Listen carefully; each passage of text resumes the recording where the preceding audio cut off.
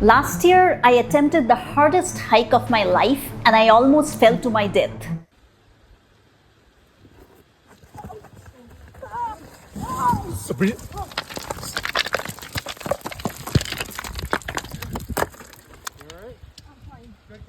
That was Mount Meeker, a class 3 hike, and I was severely underprepared for it.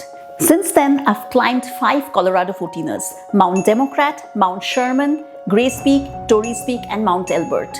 And as someone who lives in Houston, Texas, where there's practically no elevation to train on, planning to climb a 14er mountain is a lot harder than I expected.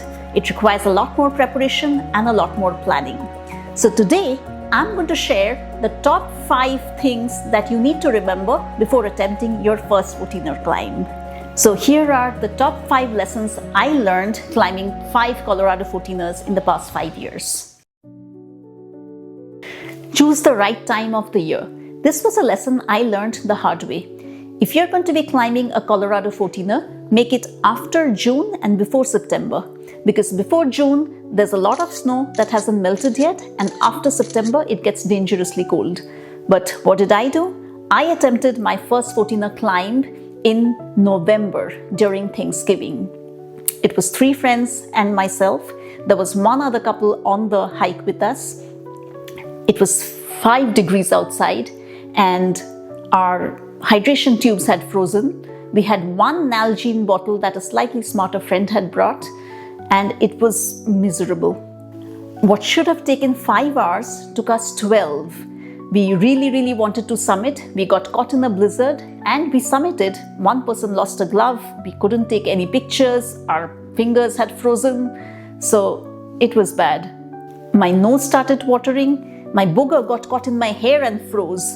It was supposed to be a decalibron hike, Democrat, Cameron, Lincoln, and Bros, but we called it quits after Democrat. So lesson learned, stay very far away from winter hikes of Colorado 14ers unless you really know what you're doing.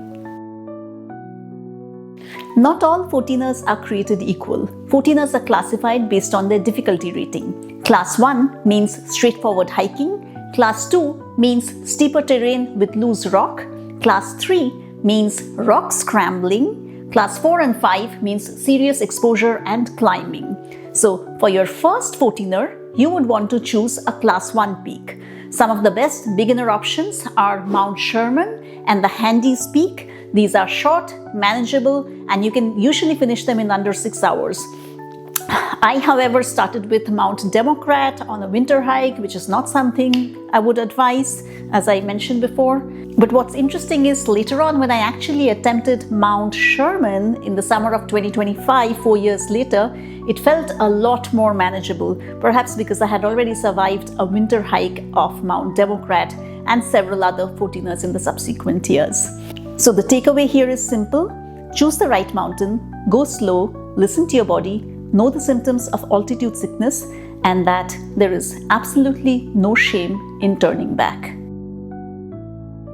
So when I climbed Mount Elbert, which is the tallest mountain in Colorado, I truly understood what people mean by pacing. Because above 12,000 feet, standing feels like walking and walking feels like running. We passed a man in his 70s and he told us 1 step at a time. And that's all we did. Later on, when I was climbing Grace Peak and Torreys Peak, I felt my mind completely going blank. There is no work stress, no overthinking. And when you finally summit, that dry sandwich tastes incredible. Again, go slow, treat it like meditation, and go 1 step at a time. This goes without saying, but you have to drink a lot of water and replace your electrolytes. Personally, I like to take liquid IV the night before. This is not a sponsored ad, but that's just what works for me. At altitude, dehydration hits fast and electrolytes matter just as much as drinking water. So do not skip this step. Carry plenty of water with you and a bottle of electrolytes. If you live near hiking trails, the answer is very simple. You just hike more. But if you live in a place like Houston, where there is not much access to hiking trails, here's what I do instead. I run 10 to 15 miles a week. I do lots of stair climbs and air squats, When I don't have access to stairs, I just do step-ups on a bench. I actively limit sugar and fried foods. I focus a lot on protein and low glycemic index carbs. The most important thing to remember is that you don't need any fancy gear, you just need consistency with your training plan. Climbing your first 14er is hard, but it's also incredibly rewarding. Plan well, respect the mountain, and remember, one step at a time.